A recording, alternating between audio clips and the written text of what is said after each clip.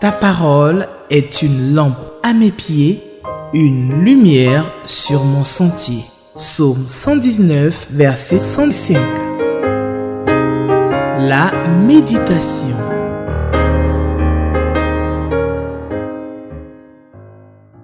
Shalom, shalom, shalom, shalom. Salut, chers frères et sœurs, que le nom du Seigneur soit béni pour ce moment merveilleux qui nous donne de nous retrouver sur Espérance TV pour encore ensemble passer un temps de méditation de la parole de Dieu. Ce sont des moments merveilleux, c'est un moment de bénédiction, un moment de joie et cette joie m'anime chaque fois que je viens là, d'être autour de la parole de Dieu avec vous. Beaucoup d'entre vous, je ne vous connais pas physiquement.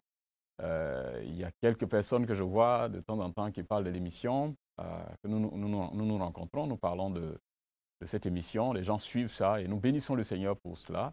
Mais il y a plusieurs parmi vous qui êtes très très loin. On ne se connaît pas, on ne s'est jamais rencontré, mais vous suivez fidèlement cette émission. Que le Seigneur vous bénisse et encouragez d'autres personnes à être là pour qu'ensemble nous puissions étudier, méditer la parole de Dieu ensemble. Que Dieu vous bénisse, que Dieu vous remplisse de joie et d'amour et de zèle encore et encore pour sa parole. Merci. Nous bénissons aussi le Seigneur pour toute cette équipe qui nous aide. C'est moi que vous voyez actuellement, mais il y a toute une bonne équipe technique et administrative aussi, qui travaille dans cette télévision. Continuez toujours de prier pour le travail qu'ils font, que Dieu les bénisse, qu'il les comble de joie et de paix pour ce grand ministère qu'ils accomplissent. Bienvenue encore une fois sur Espérance TV pour cette émission de méditation de la parole de Dieu qui nous est offerte par la Ligue pour la lecture de la Bible. Je tiens à vous encourager toujours, pour ceux qui n'ont pas le manuel du lecteur, vous pouvez en avoir et avoir le temps chez vous à la maison, tout seul, avec vos frères, vos amis, avec vos parents et bien d'autres personnes pour méditer quotidiennement la parole de Dieu. C'est la seule manière à laquelle nos vies sont transformées et nous pouvons vivre à la gloire de notre Seigneur dans ce monde pour lui rendre témoignage. Parce que nous sommes des témoins de Jésus-Christ. Que Dieu nous bénisse. Donc, notre méditation de ce jour porte sur le texte de Ésaïe 49. Nous lirons donc les versets 14 à 25. Ésaïe 49, versets 14 à 25. Je vais faire la lecture dans la version 8 secondes. Donc, si vous avez une autre version, sentez-vous libre de la prendre et nous allons lire ce texte ensemble. Ésaïe 49, versets 14 à 25. Nous faisons la lecture. Sion disait, « L'Éternel m'abandonne, le Seigneur m'oublie. Une femme oublie-t-elle l'enfant qu'elle allait? N'a-t-elle pas pitié du fruit de ses entrailles?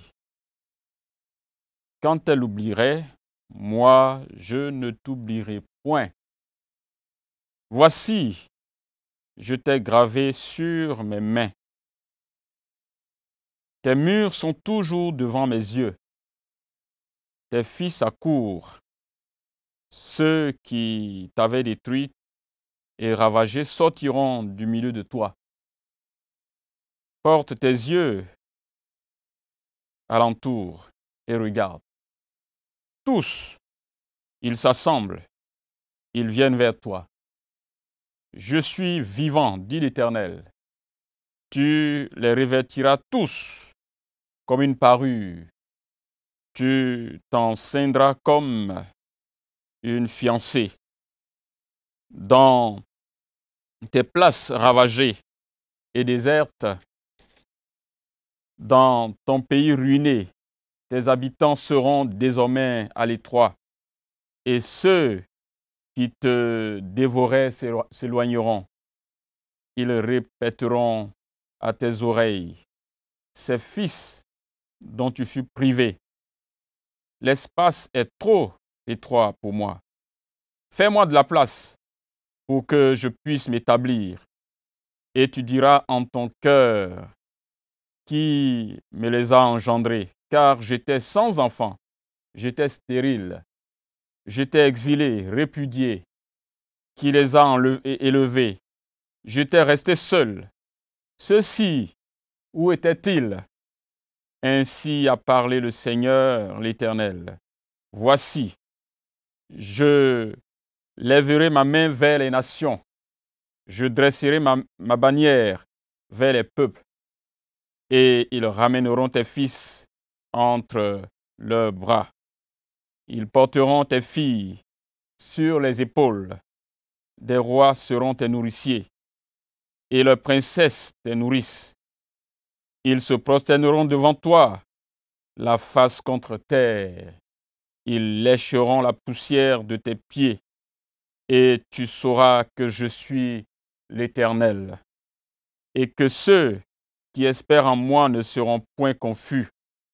Le butin du puissant lui sera-t-il enlevé? Et la capture faite par le juste échappera-t-elle? Oui, dit l'Éternel, la capture du puissant lui sera enlevée, et le butin du tyran lui échappera.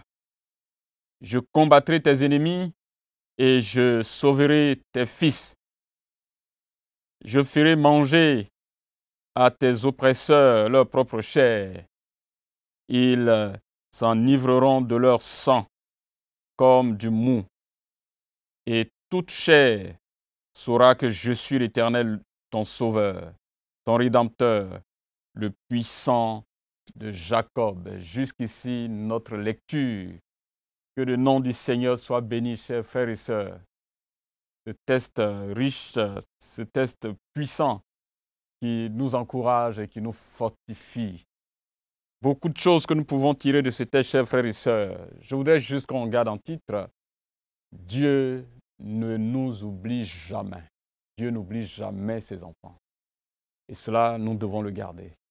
Ce texte s'inscrit un peu dans le cadre des prophéties du rétablissement d'Israël que le Seigneur donc envoie comme message à son peuple traversant des temps difficiles. Et Dieu répète ses promesses, Dieu répète ses prophéties pour encourager son peuple qui traverse des temps difficiles. Il leur rappelle qu'ils seront rétablis. Et le prophète Isaïe donne ce message pour encourager ce peuple. Et pour cette portion que nous venons de lire, je voudrais juste qu'on garde à l'esprit ceci, que Dieu n'oublie jamais son peuple. Dieu n'oublie jamais son peuple. Et ça doit rester gravé dans nos cœurs. Première chose que nous avons dans ce texte, c'est que Dieu va encourager les affligés, son peuple affligé.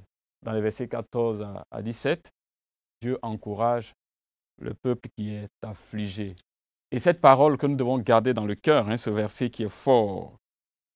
Le peuple dit au verset 14, que Dieu l'a oublié, le Seigneur l'a oublié. Donc le peuple a le sentiment d'avoir été oublié par son Dieu, par son Seigneur.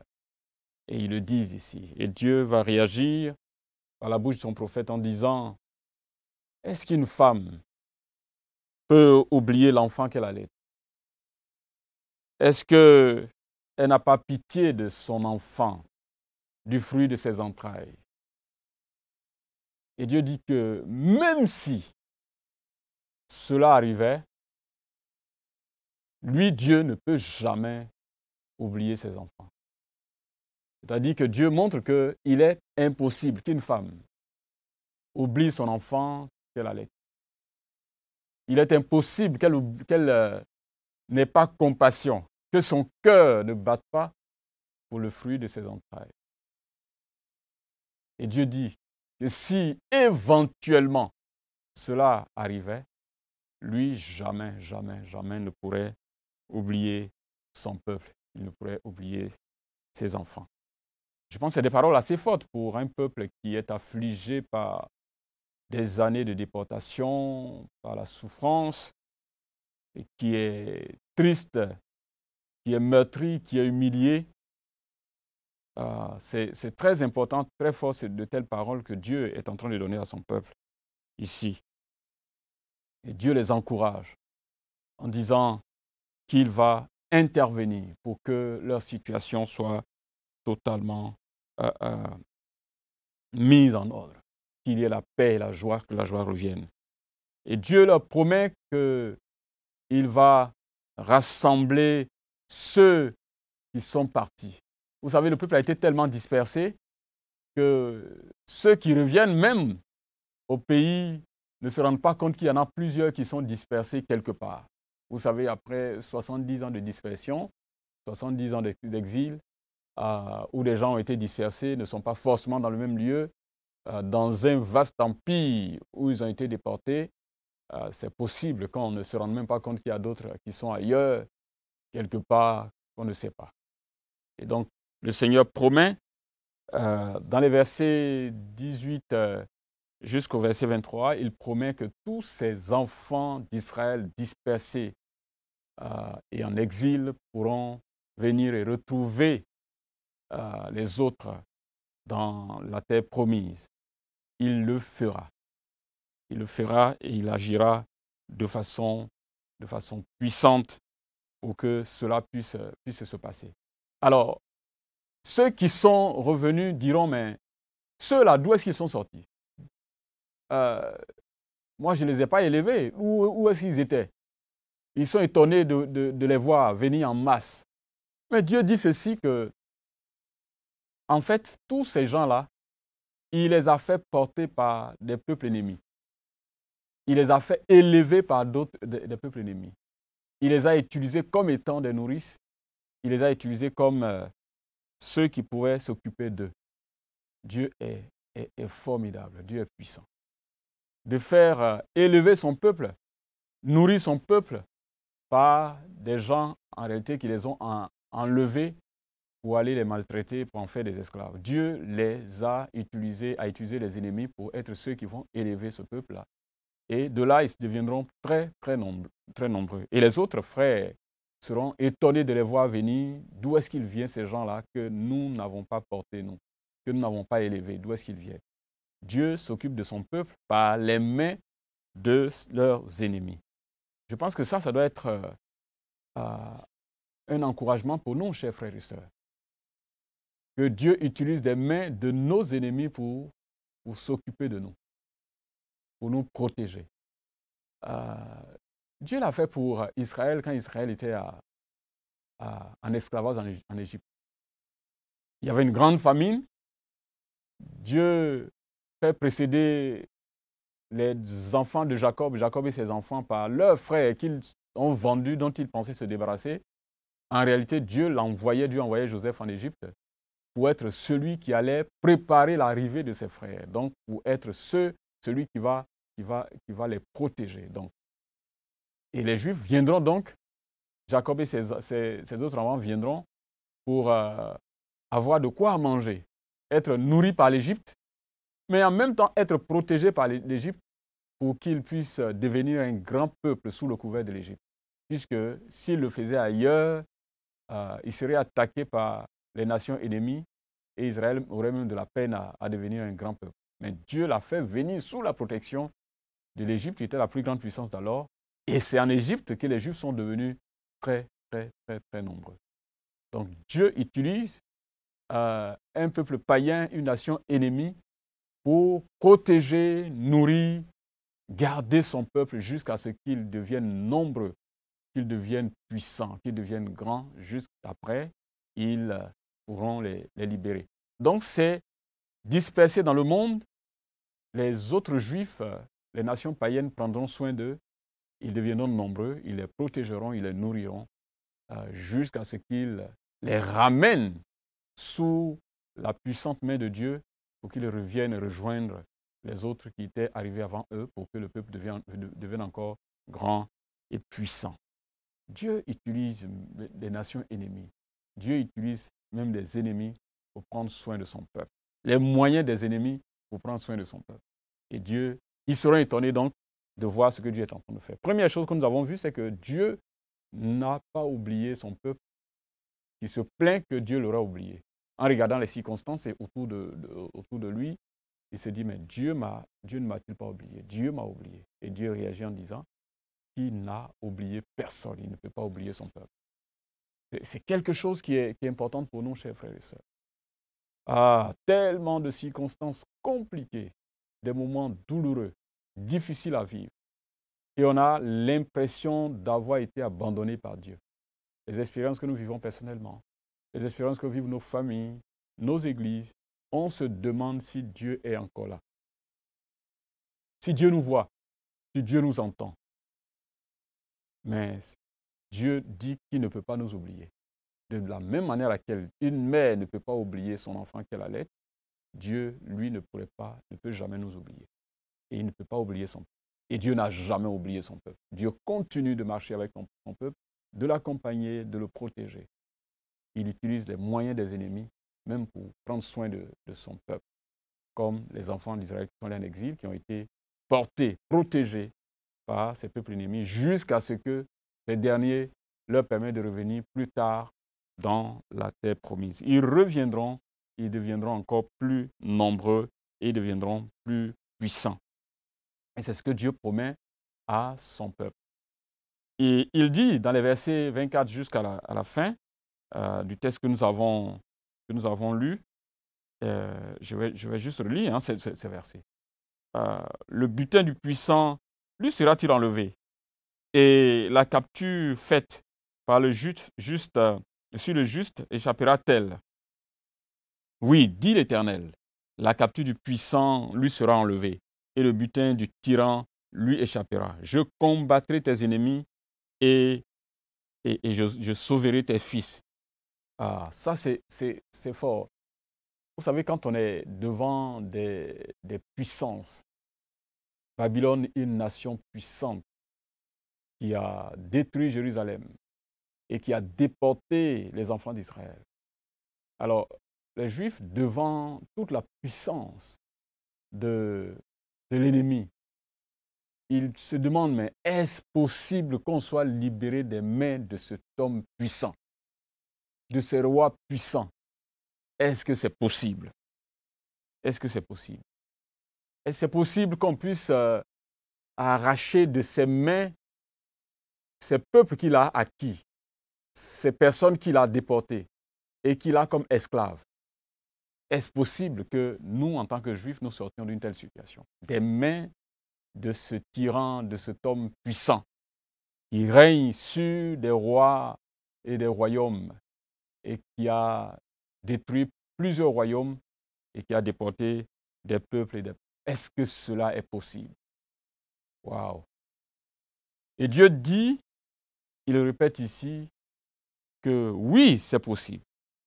C'est possible que la donne change. C'est possible que ce que le tyran a pris en otage lui soit arraché. Et Dieu promet cela à son peuple. Ça, c'est quelque chose qui doit nous interpeller personnellement et chacun de nous. En regardant les circonstances de nos vies, en regardant les défis de nos vies, c'est les choses qui se passent.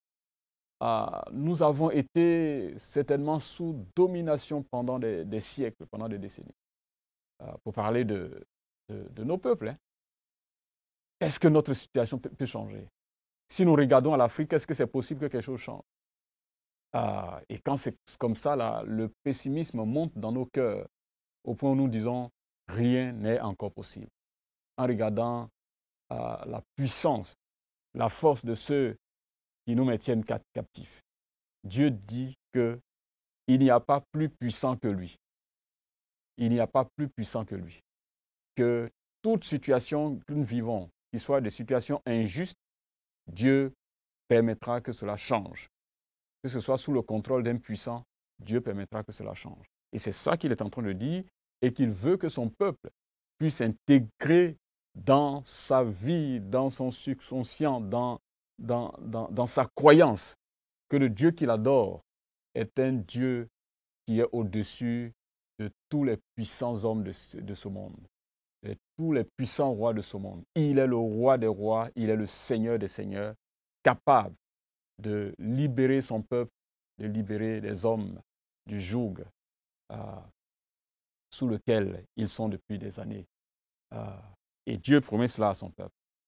C'est la situation que nous pouvons aussi vivre personnellement. Il y a une situation certainement que nous traînons depuis longtemps et on se demande si cela est possible que cette situation change. Dieu est en train de dire encore ici, oui, que c'est possible que ça change. Et il s'engage particulièrement à être au front, à mener ce combat pour nous, à mener ce combat pour son peuple. Il dit, je combattrai tes ennemis, je sauverai tes fils. Donc c'est Dieu qui combat pour son peuple, c'est Dieu qui combat pour nous. Il y a des luttes que Dieu ne veut pas que nous menions. Il est prêt et il s'engage à pouvoir les mener pour nous.